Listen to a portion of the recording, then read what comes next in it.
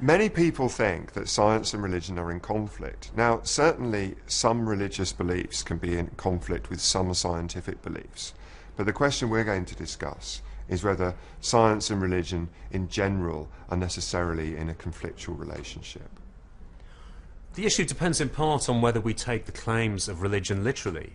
So if you take the claims of Christianity literally, for example, it says things about how the earth came into being, how the different species came into being, when they came into being, the existence of an all-powerful God, and so on. If you take those claims at face value, then I think you have to say, well, clearly they conflict with what science teaches us about the world. But of course, there's a long-standing tradition of interpreting religious texts non-literally, as interpreting them metaphorically, looking in them not for factual claims about natural history, but rather looking for moral or spiritual teaching.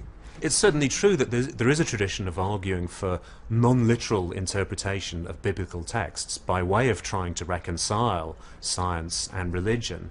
However, many people think that it's something of a fudge. If one goes back, for example, to the 16th or the 17th centuries, the orthodox viewpoint among the Christian church back then was that there clearly was a clash between the emerging scientific knowledge and the claims of religion. So, for example, Galileo was denounced by the Catholic Church, forced to recant and placed under house arrest for much of his life. So clearly the church back then realized that there was a clash between science and religion. The question I have is why religious people don't believe that now. Okay, well, I'd like to introduce a distinction between organised religion and religion more generally, and point out that it's not the case that those thinkers who denied that the Earth was at the centre of the solar system, as with Galileo, were all non-religious people.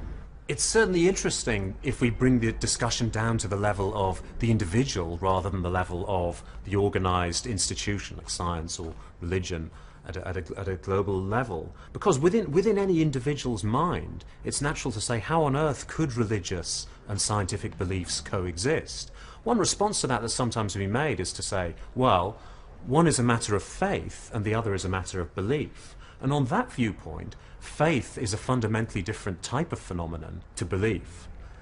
However, it's unclear whether modern psychology really supports that viewpoint or not.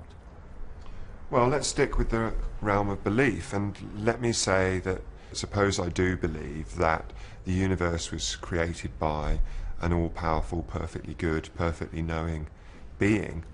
I can't see how that can conflict with science, given that no scientific evidence could ever possibly bear on that question. It simply seems to be a question that's outside of, necessarily transcendent of any scientific fact.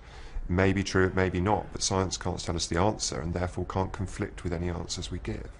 However, it's not a particularly convincing line of argument because, although it may be true that we can't conclusively show or prove or disprove that the universe was created by an all-powerful God, from a scientific point of view, one would have to say, well, we should suspend belief on the matter. We should say, well, we really don't know, or perhaps that we've got no evidence at all to believe that. So the one thing we shouldn't do is fervently advocate this claim for which we haven't got any evidence. But then we have lots of beliefs that are false. Like, for example, most of us believe that we're interesting people that other people care about and want to know about and so on.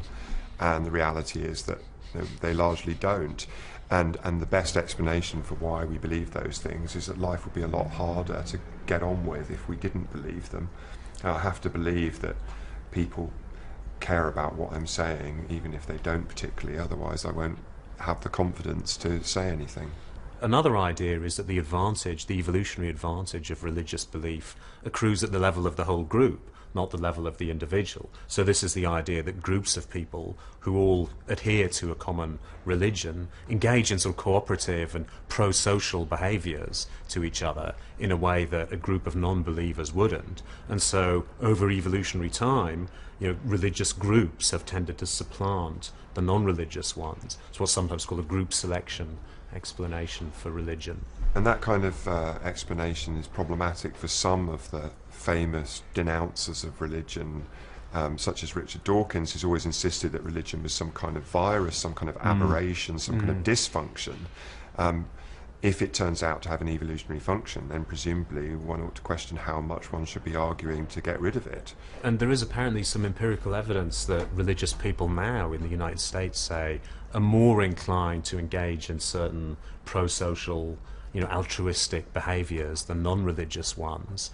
So it is, it is a worrying thought for those of us who, like myself, believe that science should basically replace religion.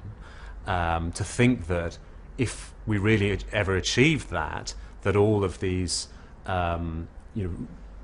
people's motivations for engaging in altruistic, other-regarding behaviour would go away and they would turn into sort of selfish, rational calculators.